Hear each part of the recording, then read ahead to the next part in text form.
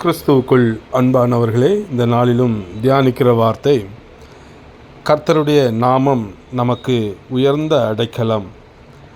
யாத்திராகமம் 3வது அதிகாரம் 14வது வசனத்திலே ஜனங்கள் மோசேயிடம் ஆண்டவரை குறித்து கேட்டால் நான் என்ன சொல்ல வேண்டும் என்பதை மோசே ஆண்டவரிடம் கேட்கும் பொழுது ஆண்டவர் சொல்லுகிறார், இருக்கிறவராக இருக்கிறேன் என்று சொல்லுகிறார். அதாவது அடிமைத்தனத்தில் இஸ்ரவேல் ஜனங்கள் இருக்கிறாங்க. அப்போ அவங்களுக்கு யெகோவா தேவனை பற்றி அவங்களுக்கு தெரியாது யார் என்று. அதனால தான் மோசே கேட்குறவர். கேட்கட்டும், நான் என்ன சொல்லணும்? அப்போ இருக்கிறவராக இருக்கிறேன் என்று சொல்லிக்கொண்டு 15வது வசனத்திலே சொல்லப்பட்டிருக்கிறது.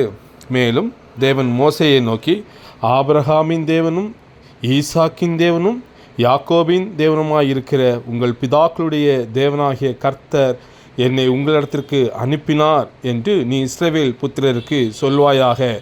என்றென்றைக்கும் இதுவே என் நாமம், தலைமுறை தோறும் இதுவே என் பேர் பிரஸ்தாபம் என்று கூறுகிறதை நாம் பார்க்க முடிகிறது. அப்படி என்றால் என்ன என்று பார்க்கும் பொழுது, இது ஒரு உடன்படிக்கை வாக்குறுதி. இந்த பெயர் ஆபிரகாம், ஈசாக்கு மற்றும் யாக்கோபுடனான தம்முடைய உடன்படிக்கையை அவர் உண்மை உள்ளவராக இருப்பதை இந்த நாமம் நமக்கு குறிப்பிடுகிறது. அதாவது ஆபிரகாம், ஈசாக்கு, யாக்கோபின் மூலம்தான் இஸ்ரவேல் என்கிறதான ஒரு தேசம் உருவாக்கப்பட்டு அந்த தேச ஜனங்களை தன்னுடைய சொந்த ஜனங்களாக ஆண்டவர் தெரிந்து கொண்டார். அப்போ அன்றைக்கு ஆபிரகாமை ஆண்டவர் ஆசீர்வதித்தார், ஈசாக்கை 100 மடங்கு ஆசீர்வதித்தார், யாக்கோபை தேவன் உயர்த்தினார். யாக்கோபின் சந்ததிகள், அவர்கள் 12 கோத்திரமும் இஸ்ரவேல் ஜனங்களாக மாறினது. ஸோ அன்றைக்கு பிதாக்களுக்கு அவர் எப்படி ஒரு நன்மை செய்கிற தெய்வமாக, அவர்களோடு கூட இருந்து நடத்துகிற ஒரு தெய்வமாக அவர் அன்றைக்கு காணப்பட்டதை அவர் மோசேயிடம் சொல்லி, உன் பிதாக்களின் தேவன் என்று சொல்லி அவங்க 3 பேருடைய பேருன்னு சொல்லி அந்த நாமத்தை அவர் அங்கே கூறுகிறதை நாம் பார்க்கிறோம்.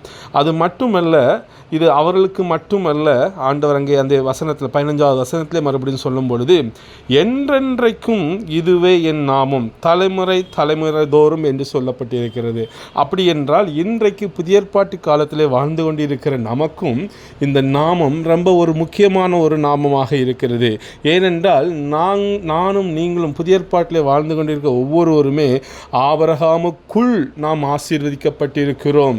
நாம் எல்லாம் ஆவிக்குரிய இஸ்ரவேலர்கள் என்று வேதம் நமக்கு சொல்லுகிறது. அன்றைக்கு இஸ்ரவேல் ஜனங்கள் ஆபிரகாமின் சந்ததிக்கு, இன்றைக்கு நாம் ஆவிக்குரிய ஆபிரகாமின் சந்ததியாக இருக்கிறோம். அப்படி என்றால் அன்றைக்கு ஆபிரகாமுக்கு அப்புறம் ஈசாக், யாக்கோபு அவருடைய தேவன் என்று சொல்லப்பட்ட அந்த நாமம் புதிய ஏற்பாட்டிலே வாழ்ந்து கொண்டிருக்கிற நமக்கும் ஒரு பெரிய உயர்ந்த அடைக்கலமாக இன்றைக்கு இருக்கிறது.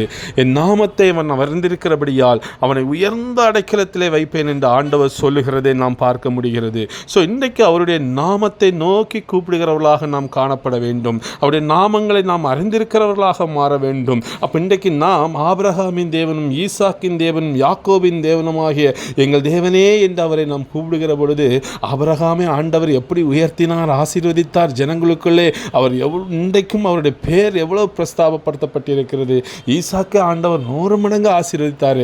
யாக்கோபு அவர்களோடு ஆண்டவர் எப்படி இடைப்பட்டார், அவர்களோடு ஆண்டவர் எப்படி செயல்பட்டு அவர்களுக்கு ஆண்டவர் எப்படி தரிசனமானார், எப்படி பேசினார், எப்படி சொன்ன வாக்குறுதிகள் எல்லாம் அவருடைய வாழ்விலே நிறைவேறிற்று என்பதை நாம் இன்றைக்கு உணர்ந்து, அதே ஆண்டவர் ஆபிரகாமின் தேவன் இன்றைக்கு எனக்கும் ஆபிரகாமின் தேவனாக இருக்கிறார். அப்போ அன்னைக்கு ஆபிரகாமுக்கு கொடுத்த வாக்குறுதிகள் இன்றைக்கு நான் விசுவாசிக்கிற பொழுது என் வாழ்விலும் அந்த வாக்குறுதிகள் நிறைவேறும். ஒருவேளை கொஞ்சம் லேட்டாகலாம். இன்றைக்கு ஆபிரகாமின் தேவன் அந்த நாமத்தை நோக்கி நாம் கூப்பிடுகிற பொழுது அந்த வாக்குறுதி என் வாழ்விலே நிறைவேறும் என்ற உறுதி இன்றைக்கு நம்முடைய வாழ்விலே நிச்சயமாக வர வேண்டும்.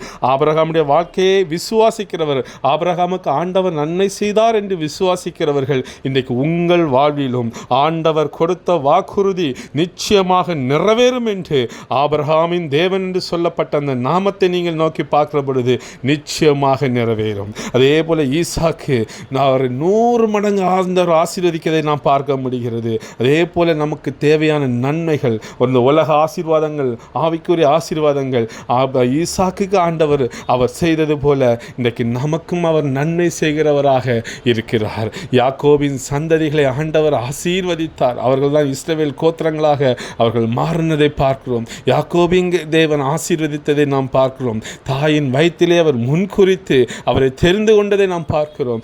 இன்று கர்த்தர் உங்கள் ஒவ்வொருவரையும் அந்த நாமத்தை நோக்கி நாம் பார்க்கிற பொழுது அவர்களுக்கு கர்த்தர் வாக்குத்தத்தம் பண்ணி அவர்களுக்கு சொன்னதை ஆண்டவர் செய்து அவர்களோடு பண்ணின உடன்படிக்கை எல்லாம் நிறைவேற்றின ஆண்டவர் இன்னைக்கு அந்த நாமத்தை நோக்கி கூப்பிடுகிற பொழுது ஆவிக்குரிய இஸ்ரவேலராக, ஆவிக்குரிய ஆபிரகாமின் சந்ததியாராக நமக்கும் அந்த ஆசீர்வாதங்கள் எல்லாம் உண்டாகும் என்பது வேதம் நமக்கு தெளிவாக சொல்லுகிறது. அதனால் யாத்திராகமம் 3:15 சொல்லப்பட்டது போல ஆண்டவர் சொல்லுகிறார், இந்த நாமம், அதாவது ஆபிரகாமின் தேவன், ஈசாக்கின் தேவன், யாக்கோபின் தேவன் என்று சொல்லப்படுகிற நாமம் என்றென்றைக்கும் இதுவே என் நாமம், தலைமுறை தலைமுறை தோறும் இதுவே என் பேர் பிரஸ்தாபம் என்று சொல்லப்பட்டிருக்கிறது. அன்பானவர்களே, நீங்கள் இந்த நாமத்தை நோக்கி இன்னைக்கு கூப்பிடுங்க விசுவாசத்தோடு. ஆபிரகாமுக்கு, ஈசாக்கு, யாக்கோபுக்கு ஆண்டவர் பண்ண உடன்படிக்கை வாக்குறுதிகளை நினைத்து அவருடைய வாழ்விலே அதை நிறைவேற அவர்கள் வெற்றி பெற்றவர்களாக தேவனுடைய பிள்ளைகளாக இருந்ததை நாம் நினைத்து அந்த நாமத்தை நோக்கி நாம் கூப்பிடுகிற பொழுது அந்த வாக்குறுதிகள், அந்த உடன்படிக்கைகள் நம்ம வாழ்வில் நிறைவேறும்.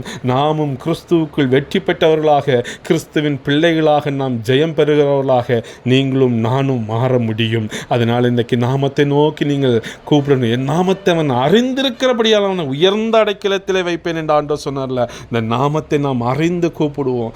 வேத வசனத்தை ஆதாரமாக வைத்து கூப்பிடுங்கள். அவருடைய நாமத்தை வாயால் சொல்லி கூப்பிடுகிற பொழுது இந்த ஆசீர்வாதங்கள் நம்முடைய வாழ்விலே நிச்சயமாக வரும். அதே போல் முந்தின வசனத்திலே சொல்லப்பட்டிருக்க போல மோசே கேட்கும் பொழுது, உங்களை நான் கேட்டால் என்ன சொல்கிறதுக்கு இருக்கிறேன் என்று ஆண்டவர் சொல்லுகிறார்.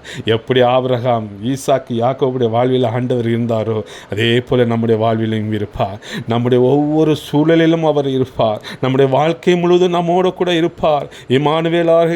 இமானுவேலாகிய ஆண்டவர் நம்மோடு வாசம் பண்ணுகிற ஆண்டவர் நம்மோடு வாசம் செய்கிறவராக இருப்பார். நம் இரட்சகராக இருப்பார். நம் கண்மலையாக இருப்பார். நம் அடைக்கலமாக இருப்பார். நம்முடைய பரிசுத்தமுள்ள தேவன் நம்மோடு அவர் இடைபடுகிறவராக இருந்து கொண்டு இருப்பார். இப்படி ஒவ்வொரு நாமத்திலும் இயேசு கிறிஸ்து ஆண்டவர் நமக்கு அழைக்கப்படுகிறவர். இன்னைக்கு நம்மளோட வாழ்வில் ஒவ்வொரு சூழலிலும் அவர் இருக்கிறார், அவர் இருப்பார், என்றென்றைக்கும் இருப்பார். இதுதான் அவருடைய நாமம். அதனால் இன்னைக்கு சோர்ந்து போவாதீர்கள். ஏதோ ஒரு சூழல், ஏதோ ஒரு கஷ்டம் ஆண்டவரின் வாழ்க்கையில் இருக்கிறாரா என்ற ஒரு கேள்வி வரலாம், பாடுகள் மத்தியிலே வரலாம். இன்றைக்கு ஆண்டவர் உங்களோட கூட பேசுகிறார். அவர் உங்கள் வாழ்க்கையிலே இருக்கிறார். அதான் ஆண்டவர் சொல்லுகிறார், நீங்கள் யார் ஆண்டவரே? நான் இருக்கிறேன், உங்கள் வாழ்க்கையிலே இருக்கிறேன் என்று அவருடைய நாமமே அப்படி சொல்லப்பட்டிருக்கிறதுங்க. சோர்ந்து போகாதீர்கள். இன்றைக்கு ஆண்டவர் உங்களோட கூட பேசிக்கொண்டிருக்கிறார். கலக்கத்தோடும் ஏமாற்றத்தோடும் ஐயோ என் வாழ்வு என்னாகும் என்றும் எதிர்காலத்தை குறித்து பயந்து கொண்டிருக்கிற உங்களுக்கு ஆண்டவர் சொல்லுகிறார், நான் உங்களோட கூட இருக்கிறேன். எப்படி ஆபிரகாமுக்கு, ஈசாக்கு, யாக்கோபுக்கு அவர் இருந்தாரோ அதே போல இருப்பார். ஏன் ஆபிரகாமுக்கு போராட்டம் இல்லையா? கஷ்டம் இல்லையா? மனபாரம் இல்லையா? எல்லா தோல்வி, ஏமாற்றம் எல்லாம் இருந்தது. ஆண்டவர் அவரோட கூட இருந்து அவருடைய வாழ்வில் எவ்வளோ பெரிய காரியத்தை செய்தார். இருந்தார் இல்லை, இன்றைக்கு நம்ம வாழ்விலும் இருந்து அவர் செய்வார் என்று விசுவாசத்தோடு இந்த வார்த்தையை கேட்டு அந்த விசுவாசத்தோடு அவருடைய நாமத்தை நோக்கி என் வாழ்வில் இருக்கிறவரே என்று சொல்லி அந்த நாமத்தை நோக்கி இன்னைக்கு கூப்பிடுங்கள். உங்கள் வாழ்வில் எல்லா சூழலிலும் இருந்து ஆண்டவர் ஒரு பெரிய வெற்றியை இன்னைக்கு தரப்போகிறார். இந்த நாமத்தை நீங்கள் நோக்கி பாருங்கள். நிச்சயமாக உங்கள் வாழ்விலே ஒரு பெரிய மாற்றம் இன்றைக்கு உண்டாகும். ஆண்டவரை நோக்கி பாருங்கள். அந்த நாமத்தை சொல்லி கூப்பிடுங்க. யாத்திராகமம் 3:14 வசனம் 15 வசனம் அவருடைய நாமம் சொல்லப்பட்டிருக்கிறது. வேத வசனத்தை எடுத்து அதை தியானியுங்கள். அதை சொல்லி சொல்லி உங்கள் வாயால் அவரை துதியுங்கள். என் வாழ்வில் இருக்கிறவரே என்று ஸ்தோத்தரியுங்கள். எல்லா சூழலிலும் இருக்கிறவரே என்று ஸ்தோத்தரியுங்கள். நிச்சயமாக அவர் இருந்து பலப்படுத்தி உங்களுக்கு சகாயம் பண்ணுவார். அதனால் தான் நமக்கு பெரிய ஒரு ஆசீர்வாதம். ஆபிரகாமின் தேவன், ஈசாக்கின் தேவன், யாக்கோபின் தேவன் நம் வாழ்விலே எல்லா உடன்படிக்கையும் இன்னைக்கு நிறைவேற்றப் போகிறார். வாக்குறுதிகளை நிறைவேற்றுவார் என்று விசுவாசத்தோடு பாருங்கள். ஆபிரகாம், ஈசாக்கு, யாக்கோபுடைய வாழ்க்கையை ஆதியாகமத்திலே திருப்பி பாருங்கள். ஆண்டவர் அவர்களோடு கூட இருந்து எவ்வளவு பெரிய வல்லமையான காரியங்களை எல்லாம் செய்தார், நம் வாழ்விலும் செய்கிறார். ஏனென்றால் அவர்களோடு கூட இருந்த தேவன் இன்றைக்கு சொல்லுகிறார், நான் உங்களோடு கூட இருக்கிறேன் என்ற ஒரு நாமமே நமக்கு கொடுக்கப்பட்டிருக்கிறது. ஹல்லேலூயா. கர்த்தர் இந்த வார்த்தைகளை ஆசீர்வதிப்பாராக. இன்றைக்கு ஒருவேளை கஷ்டம், பாரம், ஏமாற்றம், எதிர்காலத்தை குறித்து பயத்தோடு யாராவது இந்த வார்த்தைகளை நீங்கள் கேட்டுக்கொண்டிருப்பானால் உங்களுக்கான நற்செய்தி, ஆண்டவர் உங்களோடு கூட இருக்கிறார். கர்த்தர் உங்களை ஆசீர்வதிப்பாராக. கர்த்தர் தாமே இந்த வார்த்தைகளை ஆசீர்வதிப்பாராக. ஆமேன், ஆமேன், ஆமேன், ஆமேன்.